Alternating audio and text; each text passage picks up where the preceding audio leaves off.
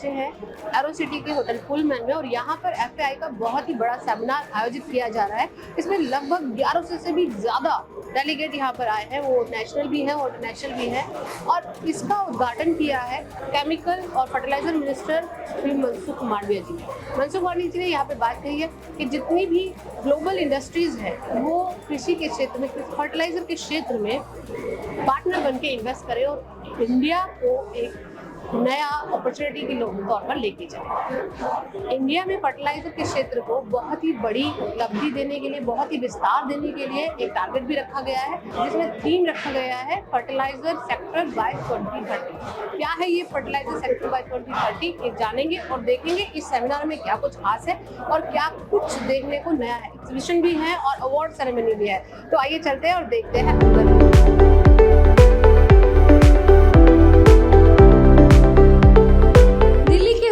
Pullman में the Fertiliser Association of India New Delhi के द्वारा वार्षिक सत्र का आयोजन किया गया, जिसमें 1100 से भी ज्यादा राष्ट्रीय व अंतर्राष्ट्रीय स्तर पर फर्टिलाइजर कंपनियों ने हिस्सा लिया। Honourable minister for chemicals and fertilisers and health and family welfare doctor Mansukh Mandaviya बतौर अतिथि के रूप में वहां मौजूद रहे और उन्होंने कहा कि भारत की संस्कृति है जिसमें पूरा विश्व हमारा घर है और विश्व भर में भारत उर्वरक उत्पादन के लिए बेहतरीन विकल्प है और विश्व को आकर्षित कर रहा है। मुझे उम्मीद है कि आने वाले सालों में ग्लोबल कंपनी भारत के साथ उर्वरक उत्पादन में बतौर पार्टनर काम करेगी। जिस तरह से इंटरनेशनल प्राइस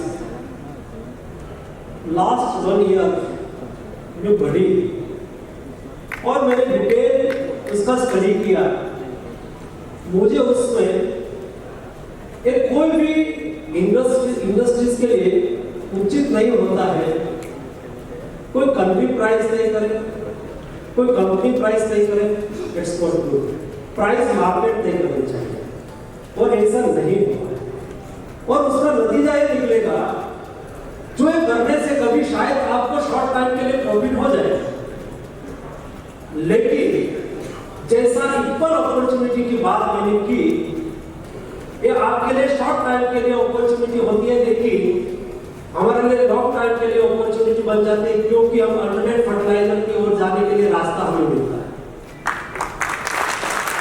इस अवसर पर पीपीएल के एमडी सुरेश कृष्णन को एफएआई चेयरमैन बनाया गया। हम लोगों को आज के दिन में एक इम्पॉर्टेंट सिचुएशन में है इस कंट्री में जहाँ पे फर्टिलाइज़र का रिक्वायरमेंट काफ़ी ज़्यादा है। हम लोग करीब 60 million ton of fertiliser consume करते हैं, बट भारत जैसे देश है जिसमें कोई रॉ मटेरियल फर्टिलाइज़र का ज़्यादातर हमको इंपोर्ट करना पड़ता है।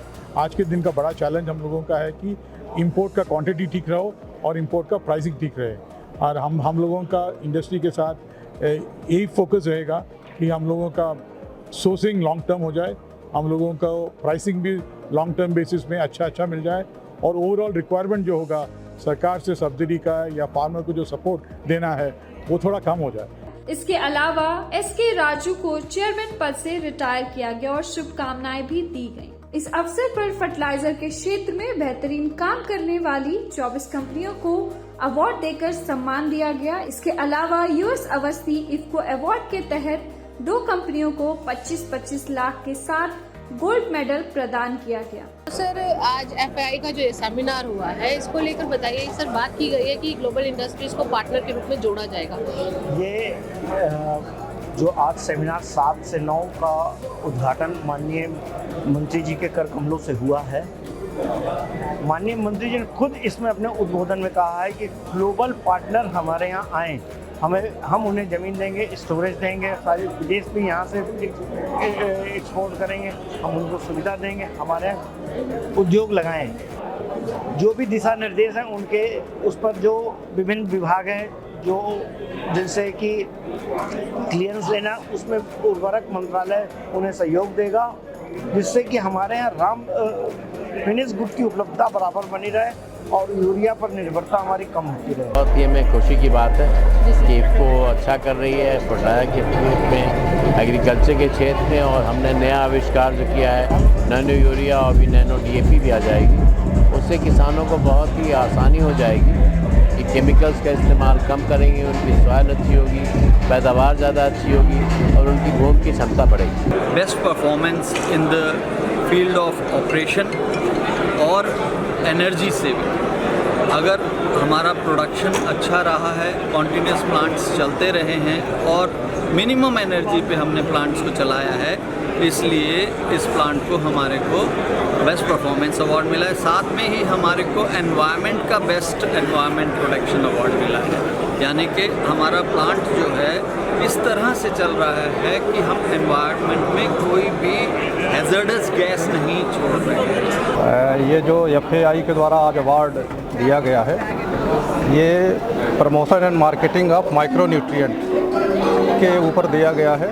माइक्रो न्यूट्रिएंट की वाकई में किसानों को बहुत ज़रूरत है। खेती में किसानों के ज़मीन में माइक्रो न्यूट्रिएंट की कमी होती जा रही है, तो इस दिशा में इफ़को ने माइक्रो न्यूट्रिएंट के प्रचार प्रसार के लिए, मार्केटिंग के लिए उत्कृष्ट कार्य किया है। और फॉस्फेट कैटेगरी में अवार्ड मिला है। मैं कोरमंडल इंटरनेशनल लिमिटेड को रिप्रेजेंट करता हूँ और बहुत अच्छा लग रहा है। सिंगल सुपर फॉस्फेट एक पुअर मैन फर्टिलाइज़र है, सबसे चीपेस्ट फर्टिलाइज़र है, तो अभी इसको गवर्नमेंट काफ़ी बढ़ावा दे रही है।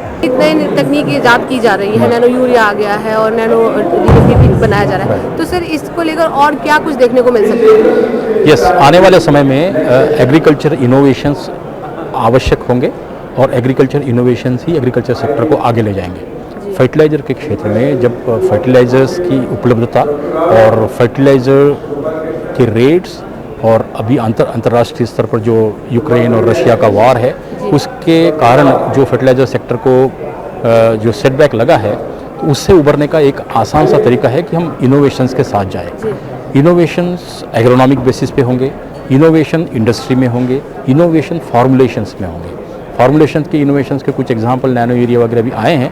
सर लास्ट में आपने एक प्रेजेंटेशन दिया था, वो प्लाज्मा और एयर वाटर इन सब, हाँ, उसके बारे में थोड़ा। हाँ, प्लाज्मा तो दूसरा टेक्नोलॉजी है। इसमें क्या है, एक थोड़ा बॉक्स जैसे छोटा फ्रिज जैसे एक मशीन रखने से फार्म में, खेती में, और ये धूप से एनर्जी लेगा और हवा से और पानी से कार्बन, हाइड्रोजन, ऑक्सीजन लेके वो अपने खुद फर्टिलाइज़र खाद बनेगा। तो उसका फर्दर एक्सपेंस कोई नहीं होगा। इनिशियली वो खरीदने के लिए ये एक्सपेंस होगा, उसके बाद रिकरिंग एक्सपेंस कोई नहीं होगा। Trend of using digital technologies for the growth of agriculture in India. So in the recent seminar conducted by the Fertilizer Association of India on the innovations in agriculture, we have made a presentation both to the academia and industry, where farmers can be benefited by the coordinated actions of the science, of the private sector and the government in connecting the farmers to the markets, connecting the farmers to the government.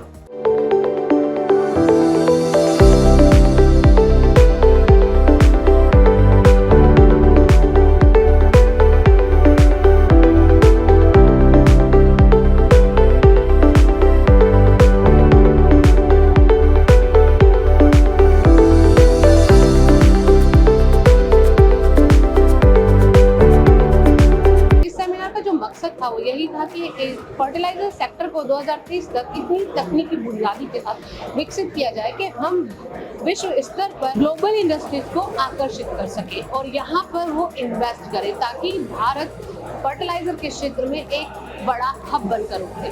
तो यही इसका एक theme रहा है, विषय रहा है, जिसमें दुनिया भर से डेलीगेट्स को बुलाया गया है। मकसद ये है भारत को विश्व स्तर पर फर्टिलाइजर के क्षेत्र में ऊपर ले जाना और बड़े एक आयाम, एक ऊंचाइयों तक पहुंचाना, ताकि इन्वेस्टमेंट बढ़े, बाहरी कंपनियां हमारे देश में रुचि दिखाएं। तो ये थी कृषि जागरण की खास रिपोर्ट। देखते रहिए कृषि जागरण।